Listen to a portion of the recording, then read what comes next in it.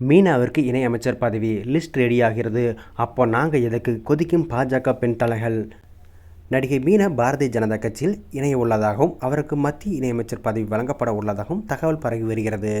இது அரசியல் வட்டாரத்தில் பரபரப்பை ஏற்படுத்தியுள்ளது. பாஜக கட்சிக்கு உள்ளேயும் இது பூகம்பத்தை ஏற்படுத்தியுள்ளதாக கூறப்படுகிறது.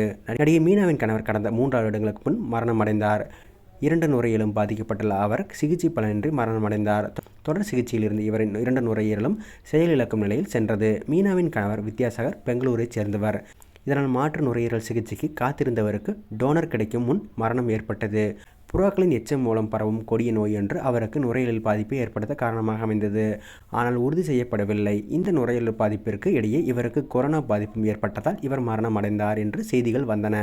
வித்யாசாகருக்கும் மீனாவுக்கும் 2009ஆம் ஆண்டு திருமணம் நடந்தது. இவரின் திருமணத்திற்கு பின்பு கடந்த சில மாதங்களாக சில முக்கிய நிகழ்வுகள், அதிலும் அரசியல் நிகழ்வுகளில் மீனா பங்கேற்க தொடங்கியுள்ளார். இப்படிப்பட்டுள்ள நிலையில் மீனா விரைவில் பாஜகவில் இணையலாம் என்றும் கட்சியில் அவருக்கு முக்கிய பதவி அளிக்கப்படலாம் என்றும் பேச்சுக்கள் அடிபடுகின்றன. இந்த செய்தி பாஜகவின் மூத்த தலைவர் பலருக்கு அதிருப்தி ஏற்படுத்தியுள்ளதாக கூறப்படுகிறது. சமீபத்தில் மீனா குடியரசு துணைத் தலைவர் ஜெகதீப் தன்கரை சந்தித்துள்ளார். இந்த சந்திப்புக்கு பின்னரே அவருக்கு அமைச்சர் பதவி வழங்கப்படலாம் என்ற செய்திகள் வெளியாக தொடங்கியுள்ளது.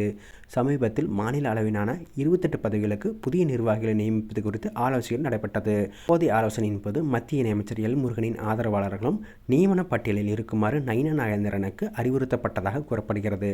இந்த நியமனங்களில் நடிகை மீனா, குஷ்பு மற்றும் இன்னும் 2 பேருக்கு பொறுப்புகள் வழங்கப்பட இருப்பதாக கூறப்பட்டது. இதுகுறித்து செய்தியாளர் கேள்விக்கு எழுப்பிய போது நயினா நாகேந்திரன் கூறிய பொழுது, நீங்கள் சொல்கின்ற விஷயத்திலிருந்து ஒன்று மட்டும் தெளிவாக புரிகிறது. பாஜகவில் நிறைய பேர் தற்போது இணைந்து வருகிறார்கள். அப்படி வருபவர்களை நாங்கள் வரவேற்கிறோம். இது எதை காட்டுகிறது என்றால், ஸ்டாலினுக்கு ஆட்சி முடியப் போகிறது. அடுத்த ஆண்டில் தேர்தல் நடக்கப் போகிறது. அடுத்த தேர்தலில் எந்த கட்சி வெற்றி பெறப் போகிறதோ அந்த கட்சியின் பக்கம் எல்லோரும் வந்து கொண்டிருக்கிறார்கள். அதனால் நாங்கள் யார் வந்தாலும் வரவேற்போம். நீங்கள் எப்படியாவது கூட்டணியை உடைத்து விடலாம் என்று நினைக்கிறீர்கள். ஆனால் அது மட்டும் நடக்கவே நடக்காது. பாஜகவில் இருக்கும் மூத்த நிர்வாகிகள் வானதி சீனிவாசன், தமிழிசை சவுந்தரராஜன் ஆகியோர் இந்த தகவலால் அதிருப்தியில் இருப்பதாக கூறப்படுகிறது. மீனாவின் நியமனம் குறித்து கட்சியில் பலரும் அதிருப்தி அடைந்துள்ளதாக தெரிகிறது. அவருக்கு மட்டும் எப்படி உடனே பதவி வழங்கலாம்? அதுவும் அமைச்சர் பதவியா? அவர் அடிப்படை உறுப்பினர் கூட இல்லையே. இதை எப்படி அனுமதிப்பது என்ற கேள்விகளை மூத்த நிர்வாகிகள் எழுப்புவதாக கூறப்படுகிறது. நடிகை மீனாவுக்கும் அமைச்சர் பதவி வழங்கலாம் என்ற தகவல் பாஜகவின் மூத்த தலைவர்களிடையே சலசலப்பை ஏற்படுத்தியுள்ளது.